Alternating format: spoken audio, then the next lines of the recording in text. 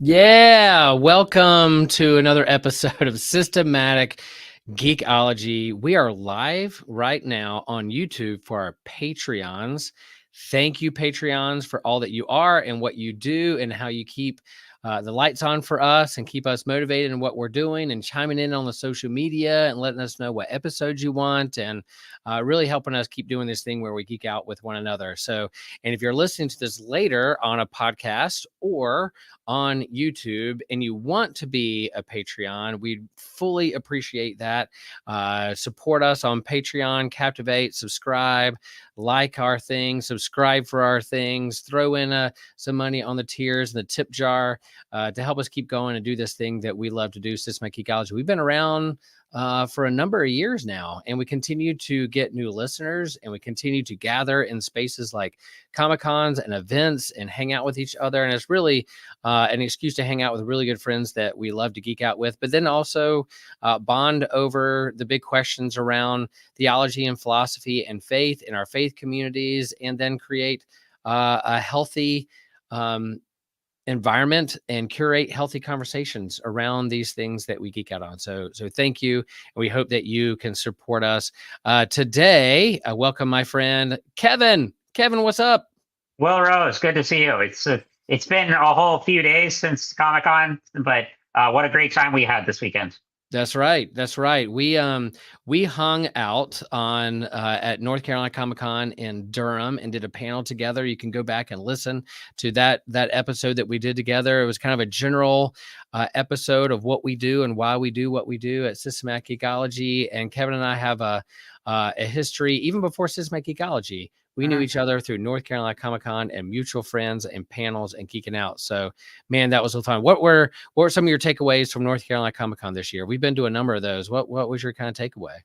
Well, this one was just really exciting to be back because it was the first one since COVID, and the only other conventions I've done geek-wise since COVID have been GalaxyCon, both last year and this year. And that's a great show, but it's a very different one from NC Comic-Con. GalaxyCon is like the big draw there is the celebrities, and it's a really pop culture in general. And I have a great time there, but it's also infinitely more crowded and kind of hard to get around. The NC Comic-Con, I go to see friends and to reunite with people. It's where going down the artist alley. I know so many of the creators. Some of them I've worked with, like my friend Andrew Herman, who I got to give a plug because he's working on several projects right now. If you go check out his work on Instagram, he's like Andrew Mark Herman.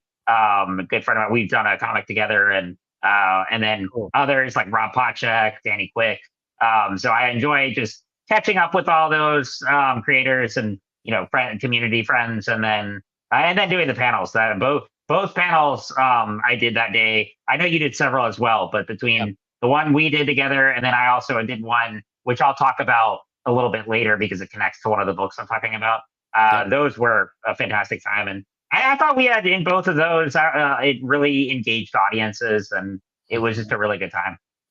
Yeah, it's like a geeky reunion. I think GalaxyCon is the big, Walmart, Target, big box con that bring in tons of celebrities and creators and things, but they really kind of nickel and dime you, to be honest, in terms of like charging for autographs and pictures and things. There's nothing free there. But at North Carolina Comic-Con, what I love about that, it is like a reunion for all those who are in the North Carolina comic book scene, but also Alan brings in some pretty big creators and artists from Marvel and DC and their creator owned stuff. And yeah, they're trying to make a living too by doing sketches and selling autographs. But the first autograph is usually free, and there's not you don't have to spend a ton of dough to get your picture taken with someone or your favorite book signed. And it was just a good reunion. And then we talk about what we're geeking out on. It's good. I continue to be really grateful that Alan and crew allow us to Systematic Geekology to bring faith in a space that's often seen as like, why would you do that? Or why are you there? Or what?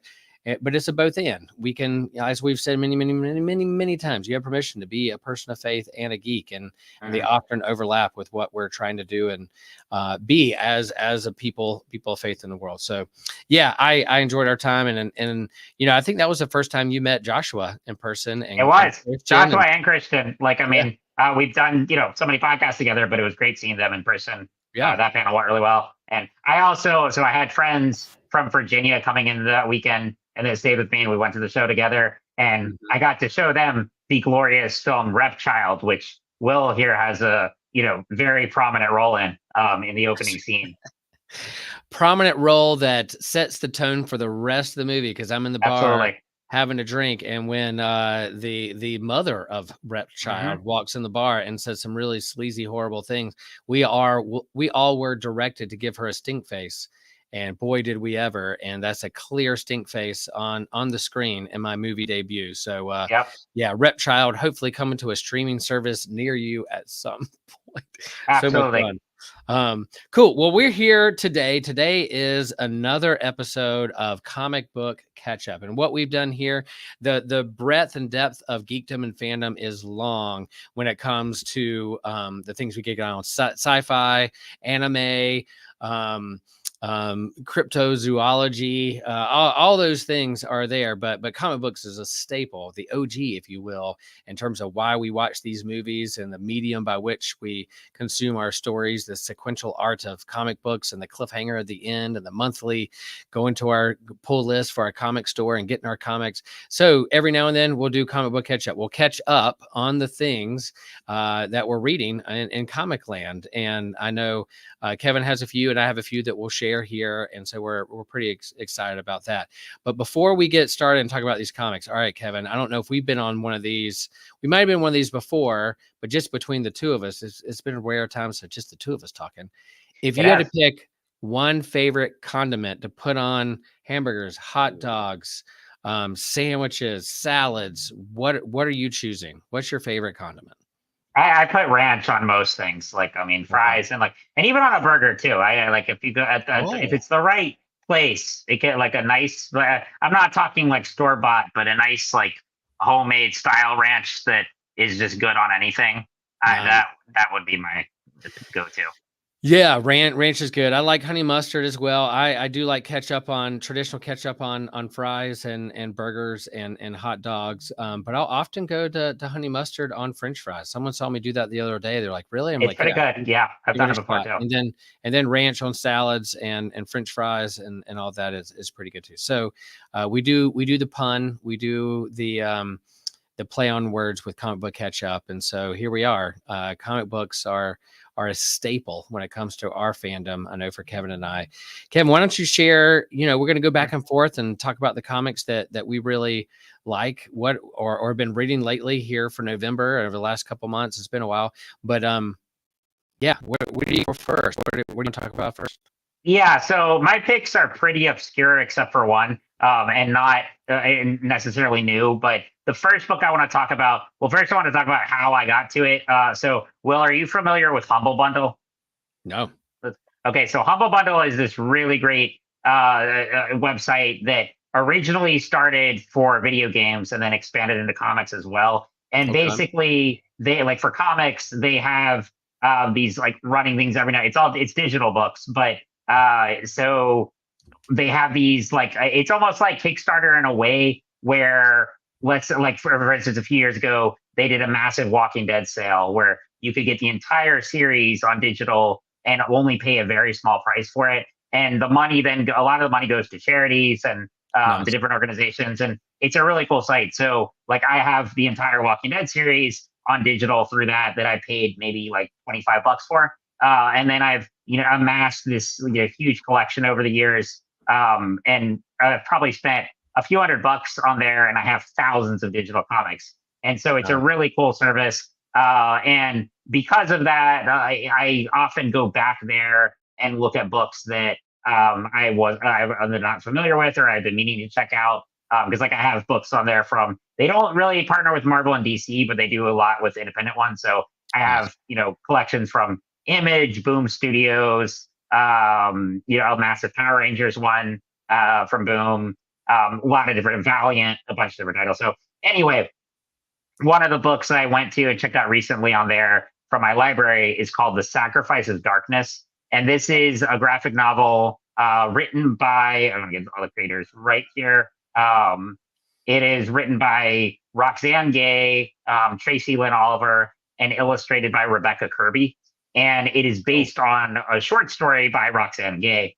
The premise is there's this guy, Hiram Hightower, who is a miner, and he's is constantly surrounded by darkness, working under the mines, that he wants to go into the sun. And when he does this, he drives into the sun and inadvertently blots it out and leaves the world behind him in perpetual darkness. And also, while that's a pretty out there concept, that's really just the typical one that's secondary to what the story is about. By the way, if you hear notifications going off, this is actually our group text that's going on. I'm getting notifications. I know. I just looked at it. I looked at my phone. My phone was blowing up, and I was like, "It is the Systematic Ecology group text." They're texting while we're recording, so yeah, that's fine. I don't know about you, but I have no idea how to turn text notifications off from my laptop because it's connected to my phone. Anyway, I digress. But okay, so you have this world. The world is now left in perpetual darkness, and the story from that point, it has this like crazy out there concept to start with, but really it's this fascinating character study, and it tells two simultaneous love stories. The first is Hiram and his eventual wife Mara, and their time growing up together and falling in love. That's then juxtaposed with the present story of Hiram and Mara's son Joshua and his girlfriend Claire, and their romance that blossoms. And it is this just, those books that are just like, you can't necessarily put into words, but it just resonates with you so completely. And it has that feeling and that depth, and it pierces you. This is one of those. And this book actually came out in late 2020. It is, especially for that time, it is as relevant as can be, mirroring the pandemic and, just the darkness and hopelessness that so many of us felt. And it really, today too, even though the pandemic has gone down, look at all the other issues in the world. I think it's very natural to feel like we're in this perpetual state of darkness. And this is a book that really speaks to those feelings and to that state of uncertainty, but also gives you hope. And through the writing and through the art, it really captures just, it sounds cliche, but like the meaning of love and the, nuances of human relationships. And, the love story between Hiram and Mara, the obstacle there is that Mara's father in particular doesn't want her to marry Hiram. And then in the present story with Joshua and Claire, they're ostracized because Joshua is the son of the guy who got society into this mess in the first place because he blotted out the sun. And he has to deal with this, like the ramifications of that, and people hate him. And so, how does their love endure through that? So this is one of those books, like I'm so glad I found it. Probably wouldn't have found it otherwise, even though I seek out a lot of indie books. This is one I wasn't familiar with, but again, I was just going through my Humble Bundle library and thought it sounded cool, read the premise and checked it out. And it's one I just read, in a sitting. It was just really powerful. The art is phenomenal. And now I want to go back and read the short story too that it's based on to see how that compares and contrasts with the graphic novel. But that is one that is just I read it probably a week or two ago, and it's still stuck with me since then. And I'm sure will for a while. And now I want to check out more work by these creators specifically, because the art style is so succinct and cinematic, and it's really driven by the emotional state of the characters. So it's a book I really cannot recommend it enough. Again, The Sacrifice of Darkness from Boom Studios. So that's my little out there pick, but also not that, just came out in the last few years and is very relevant when it was published, and is still relevant now. So highly recommend that book if you can get it either digitally or in comic shops.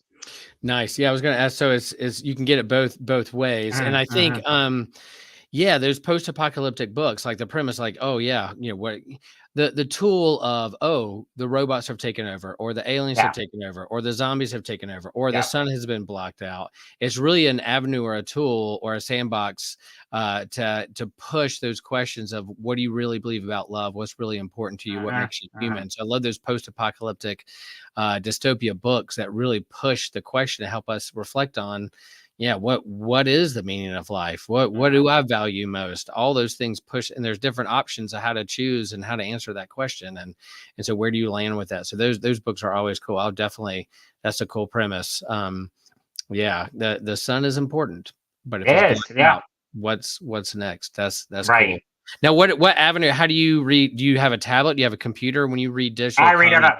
a, I read on my laptop, because Yeah, like I'm on my laptop all day during work, and so if I get breaks and stuff, I like to read either a digital book or comic nice. on there. But and it's like, yeah, I mean, there are pros and cons to that. Like Humble Bundle, I like because you can get them all in PDFs, and that's pretty easy to read on any format, particularly on a laptop. And because I mean, there are disadvantages, of course, to digital comics. The advantage is more accessible Yeah, for like me, but also, it can be a little frustrating when you want to get like the full panel as it's intended to be. But with the nice thing with like PDFs on a laptop, you can make them full screen and you still get that same experience as you do flipping through it in print. I mean, it's still different, but I think they've done a really good job in recent years, especially making digital comics more succinct and as good as can be. Of course, there's nothing like holding a comic in your hands, yeah. but they've really done a nice job with, finding out the details and making it just as visually captivating as it is, holding it in your hands. Yeah, and I think that conversation still happens with books too. Like Yeah. people say like I like a good book in my hand, good heavy book, and turn the pages and put a bookmark in there. But then Kindle and digital ways, there's a way you can access and buy books and keep books without having a million books on your shelf. You could Yeah. have it on your tablet. And yeah, I have to make a confession, Kevin. Like 50 boxes of comics from collecting over the last 20 years. And then when I was a kid. And so I'm at the point now where I'm purging. I'm going through all those boxes to thin them out and sell them Mhm. back to Ultimate or give them away or I don't know. I have enough that I could open up Chili Willy Comics if I really wanted to and have a comic book store, but I won't compete against Ultimate Comics. So I am looking through it. It's kind of fun to look back the stories that you really, really love and want to Mhm. hold on to. And Mhm. there's others like that was fun at the time. I'm gonna let it go, sell Yeah. it back, give it away, and those kinds of things. So I'm at the point where I'm thinning out my comic book collection right now, while I'm still getting my pull list from Ultimate and trying to think through what was buried. So I do read digitally too on my phone. I have the Marvel app that I'll read some back issues if I want to catch Mhm. up with Mhm. something. But I do like that hard copy too that I can have in my hand and look and Yeah. see how it's done. So I think it's a good both and. People at one point people were thinking, oh, digital comics are going to kill the local comic book store, Yeah. and Now. it's like vinyl records. There's a Yeah. vintage aspect to it. The comic book store will always be a part of the life of this medium of Right. storytelling. So yeah, that's cool. So I'll be a both and, but I also understand that I can't have a closet full or open a comic book store. So I can't. Mhm. Mhm.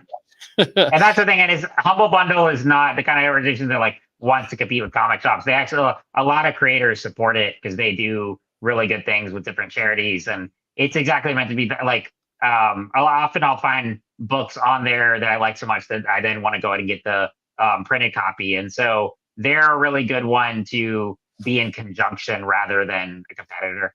Yeah. Yeah, my office light went out in case you're watching on YouTube Ah, lands. yeah. And so I wasn't moving for a while. I was just talking. My office thought I wasn't here. So I cut off the lights automatically. Yeah. All right. So I'll jump into my comics. I'm a big Yeah. X-Men fan. Hmm. X-Men. I've been collecting X-Men comics since I was a kid. And there's probably about 4 different X-Men stories you can tell and people retell over and over again. But the recent one with Jonathan Hickman about the Krakoa era and having their own island and the ability to regenerate or resurrect X-Men who are dead. And they were kind of this big opposing threat to the world. Well, there was this Hellfire Gala that they're big, kind of like the MetLife Gala. They came together and Orcus decimated the X-Men, put this big story arc where the world now, of course, hates the X-Men. They had to go underground. Most of the X-Men or the mutants were killed off. And now you have this band of rebels that are literally underground trying to survive and come back and never take. So that's the new story arc that's leading through. But spinoffs from this is that they've made just in time for the movie. So I don't know what's going to happen this week. But Miss Marvel They Yeah. brought her back. She died and brought her back, and they gave her own little mini series. And she's a mutant. She's inhuman and mutant, and they were able to resurrect her, and she's back in her own series. And I'm loving this little mini series. It's called Miss Marvel, the New Mutant. And so she's trying to struggle with mutants being hated. And in this story, it's this whole conglomerate of who is she? Is she a Muslim? Is she a human? Is she an inhuman? Is she a mutant? Is she an X-Men? Is she an Avenger? Is she a new Avenger? Is she a champion? Like all these groups that she's been affiliated with over the years, she's having a huge identity crisis of where do I belong? It's a great question for a lot of people. And so as she's wrestling with this, with her mutant ability and newfound identity as being one of the X-Men, and welcome to that, that's what she's wrestling with in this book. Can't wait to see how it plays out in the movie or what they do with that. Meanwhile, in the comics, she's really wrestling with those things. So it's a cool book, and it's a cool, extension of the X-Men. And then another book that I really like, I don't know if you heard about this, Kevin, but it's called The Uncanny Spider-Man, and it's basically Nightcrawler pretending to be Spider-Man out in the world, because since he's a mutant, he can't be a mutant. There's so many Spider-Man around. He's dressing up as Spider-Man, bamfing around being Spider-Man for the neighborhood in New York. It's pretty good.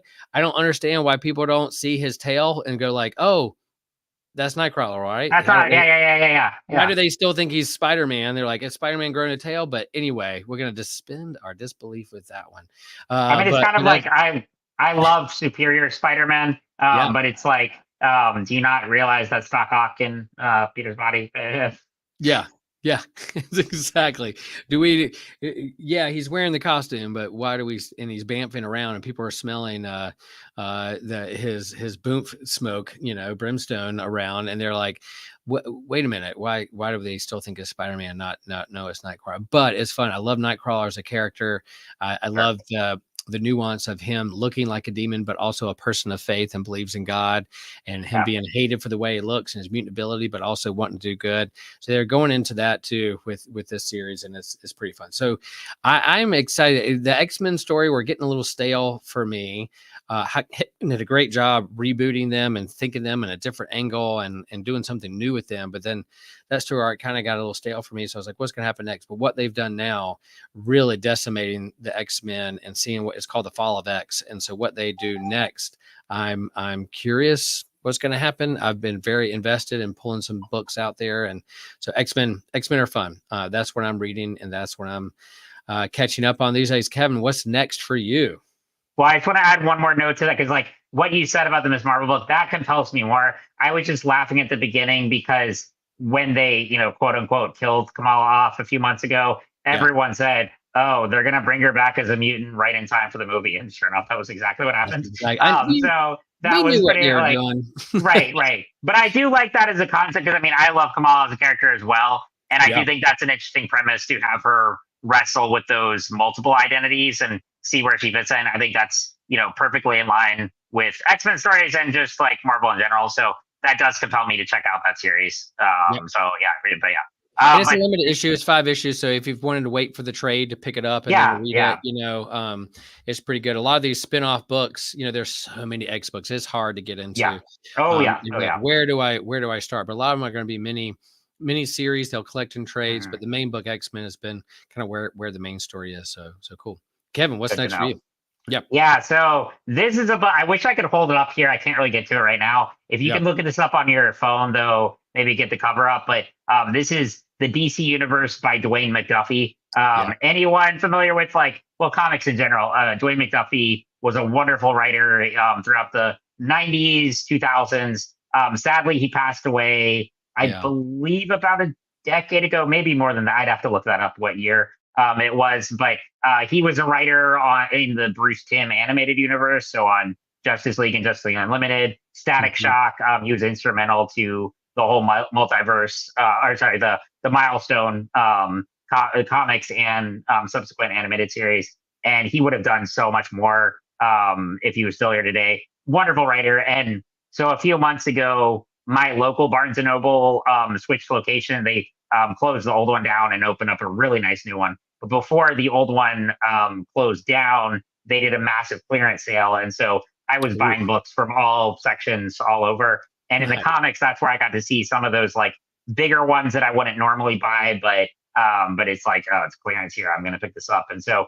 DC has done this with several big creators. Like there's DC Universe by, I think that Scott Snyder has one. I know like Frank Miller does, and Neil Gaiman, and some a lot of the big name, right? Alan Moore, a lot of the big name creators, exactly. And so Dwayne McDuffie's like, this is a collection of his best stories, and I'm just reading it right now because, like I said, picked it up a few months ago, and it's a glorious hardcover. Yeah, look up the cover if you can, because it's got like, just on the cover I've got in front of me, it has like Superman, Impulse, Etrigan, Firestorm, and Batman. And so those are the stories it contains. The one arc I'm reading in there right now is an Etrigan the Demon arc, and the story, I think this way, it had to have been in the like early 90s because it references like the George Bush senior era. And the story is that there's this conservative Mongol who is trying to get a Republican in the White House, and he has his people working on finding the best candidate, and this technician screws up and accidentally summons Etrigan the Demon into his, and so instead of just like dismissing him, they decide to put him as their front runner candidate and have him run for president, which is as glorious and hilarious as it sounds.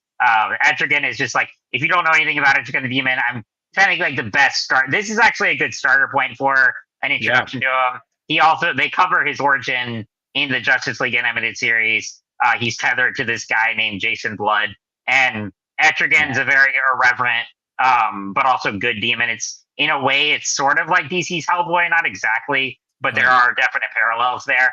And so, he speaks in this kind of Shakespearean prose, but he's very irreverent and funny, and and the idea of him running for president is just perfect. And so I'm loving that, and I can't wait to get to the other stories in there. But yeah, I am a huge sucker for collections like this that are, especially when it's the work of a specific creator. Obviously, there are multiple artists he worked with throughout these stories, but all of these stories are written by McDuffie. And again, he's just one of those iconic writers. And I remember, I think it was, because I don't know if you've seen this, but there's a documentary about Milestone on Max.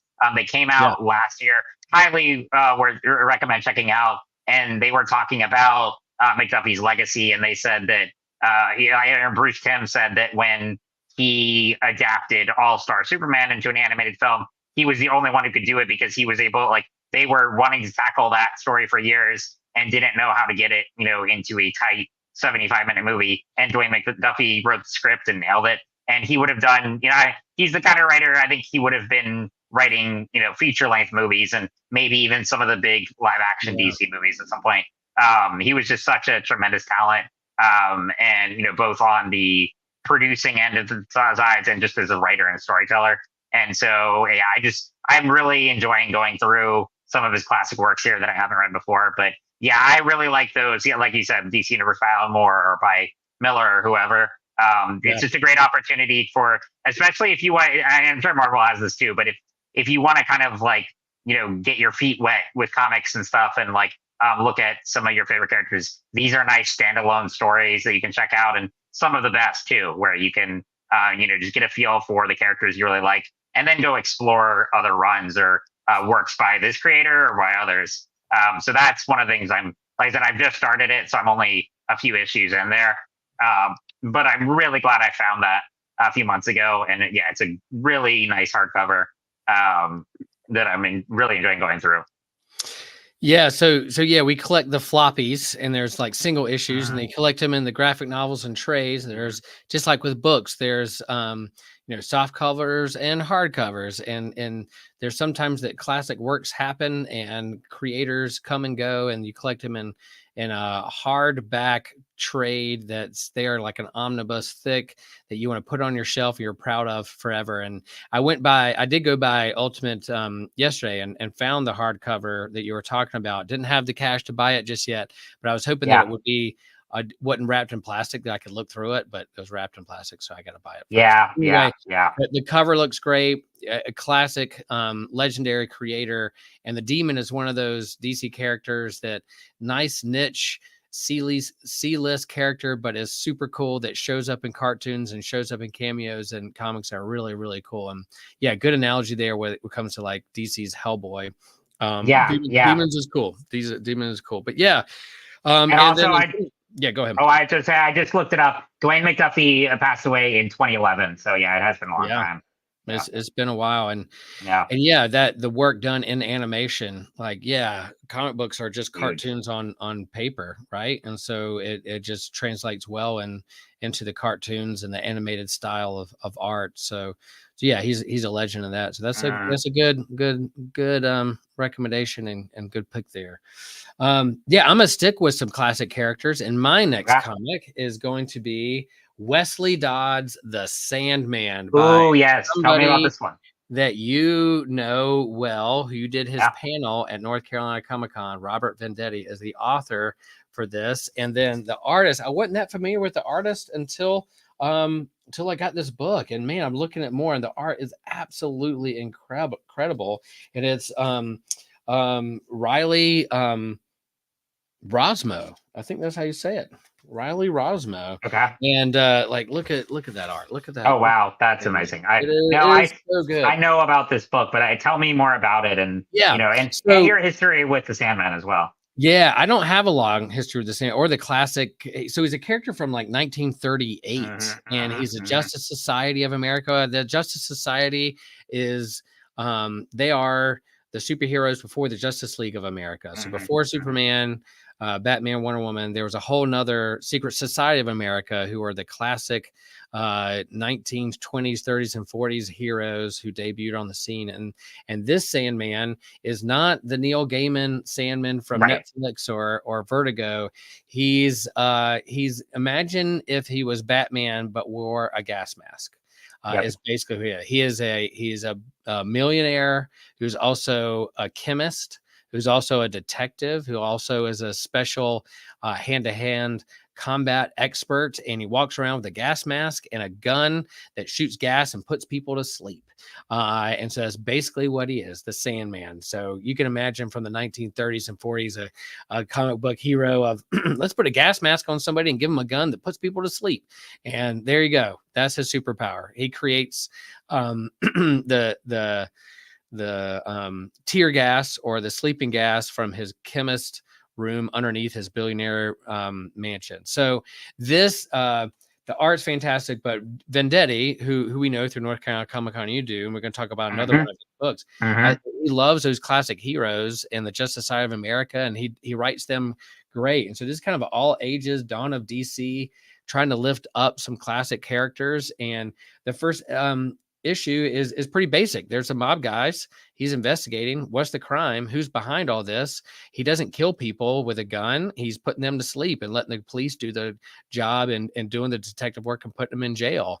And so this classic, there is some swashbuckling and hand-to-hand fights and stuff, but there is a big baddie behind it all, and you're trying to think what's going on here. And eventually he gets up. The end of this issue is he's on his way back to his house, and his entire kind of mansion and home is up in flames. So what is he going to do without all his gadgets and his chemist set for all that? So that's like, what's next for this guy? But the art and Venditti make to a good combo and a great character that I'm not that familiar with. So I was like, oh, sure, I'll pick up a #1 issue. I'm not familiar with this character, so why not pick it up and run with it? So I highly recommend that one too. Pretty fun. Might be better as a trade if you don't like the monthly comics or the floppies, but man, that art and that cover, good stuff.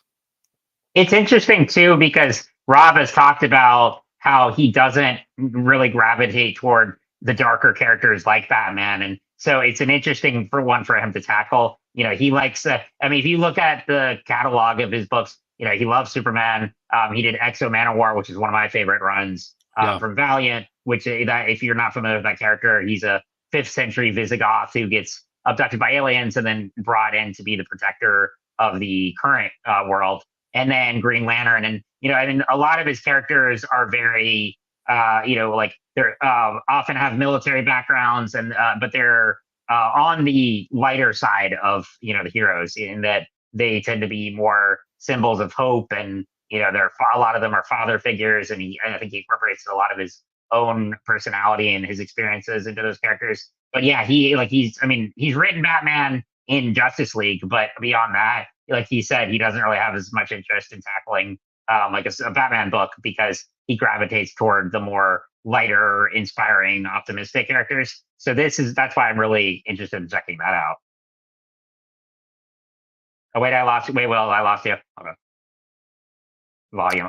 I was There you go. muted while I was coughing, but I forgot to come back on. But yeah, Wesley Dodds is a lighter version of Bruce Wayne, and the Sandman is a lighter version of Batman. Very similar in their nature. They're cut from the same cloth, and there's some zeitgeist of the day of when they were created back in the 1930s and 40s. So that's kind of what people want: detective comics, DC detective comics. Right. So he's a detective, but I could see where it's like it's like a Batman book, but a little bit lighter. And Venditti had a great run on Hawkman too, kind of revitalized his origin story. So good stuff. Good job, Robert. If you're out there listening, you're in. I'll email this to him. I want to give him. Yeah. And that's book. I forgot to bring that book for him to sign. He did sign my Superman 78, which you're going to talk about here in a minute. But I forgot to bring the Sandman. But he'll show up again. He's good friends with Brockton and that crew, so I'm sure we'll run the same path again. Cool. So pick up that book, or let us know what you think about it. And what's next for you? Well, perfect segue there. So yeah, just like with Rob, he was actually one of the first comic creators I interviewed years ago when I was in college, when I was doing some writing for the NC Comic Con site, and I got to talk with him when he was writing X-O Manowar and Green Lantern. Nicest guy. So that was when I first got to know him, and then I've gotten to know him over the years through conventions, and really, and followed his career. And so for NC Comic Con is coming up, and he had written the first volume of Superman 78 that was collected in trade paperback last year. I think it was in 2021, so along with Batman 89. But then I was looking at, and the newest volume, the first issue just came out today. I haven't got a chance to pick it up yet. But because of that, I was like, ooh, perfect timing. We should do a Superman 78 panel. And so I pitched it to Matt Connor, our panel coordinator, and he pitched it to Rob, and Rob was down. So yeah, I got to do an in-depth discussion with Rob about Superman 78 on Saturday of the show. We had really good attendance, and it was a great conversation. And I know I've talked about this book a little bit before, because I also talked about Batman 89 a while back. And for those who are unfamiliar, Superman 78 is a continuation of the Richard Donner, Christopher Reeve films from the 70s and 80s. And in particular, Rob kind of wrote this one as his own version of Superman 3, because anyone familiar with the history of those movies, Richard Donner left early on. He was going to stay on, but there were creative differences. That's something we're familiar with today as well, with creators leaving in films and comics and whatnot. But anyway, Rob is a huge fan of the Christopher Reeve Superman movies. He talked about on the panel how he actually did not grow up reading comics, and that's why when he did get into writing, he knew nothing about X-O Manowar or Green Lantern or any of the characters, and he had to do a ton of research in order to develop a story for those characters. But then it came along when DC was looking at revamping Batman 89 and Superman 78 in comics forms, and he jumped at the opportunity when DC came to him directly to write the series, because for the first time he was like, it was exciting to not really have to do a ton of research here, because I knew these films inside out. And he said that Superman 2 in particular, he remembers vividly seeing in theaters, and that just changed his whole perspective on superheroes. And he later got into comics once he was writing, but his main superhero exposure were those movies, and then eventually the Batman animated series. And so he jumped at the opportunity to write this book and really continue the story of Richard Donner's vision and just that whole era. So he worked on it with Wilfredo Torres for the first volume. and it was so fascinating talking with him about the process of developing the story, what parameters he was given by DC. And he said actually he wasn't really given a ton of restrictions. All they told him was that the villain had to be Brainiac, and they really gave him a lot of leeway in developing a story here. And he said it was a joy to write. And now with the next volume, he talked a little bit about it, saying that Metallo is the villain, and it's a Cold War era story. So I'm really looking forward to checking that out as well once I get to the shop this week. And yeah, it was just a really great panel that we got to talk about, his process for writing, working with Wilfredo Torres, capturing the essence of not only these characters, but this specific vision of them and this specific universe, and translating that into comics. And so, yeah, it's just, needless to say, I love this book. It's one that you should definitely check out either in trade paperback. You could probably still get the issues if you wanted, but yeah, it's great for any Superman fan, any fans of the original movies in particular, and it really carries that aesthetic, and and the Brainiac storyline is great. It also does a really interesting twist with Jor-El and Laura-El, Kal-El's parents.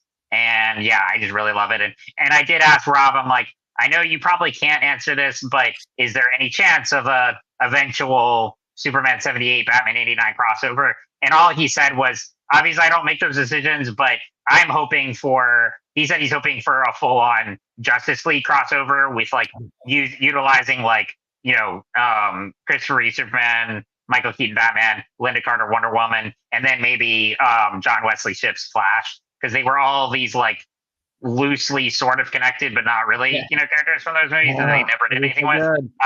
And even Supergirl too. That's his dream. He said, he's like, I can't officially comment on any of that. That's just my hope for one day.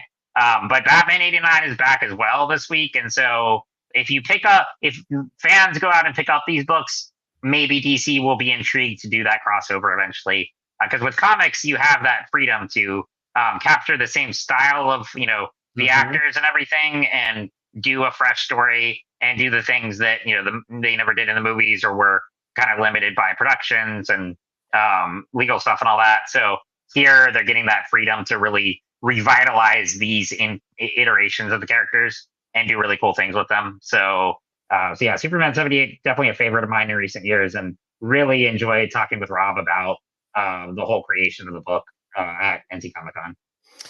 That's super cool. Yeah, if you're a Superman fan and you like those movies, these are essential readings. And a lot of these kind of franchises that we like in movies and TV shows will often do.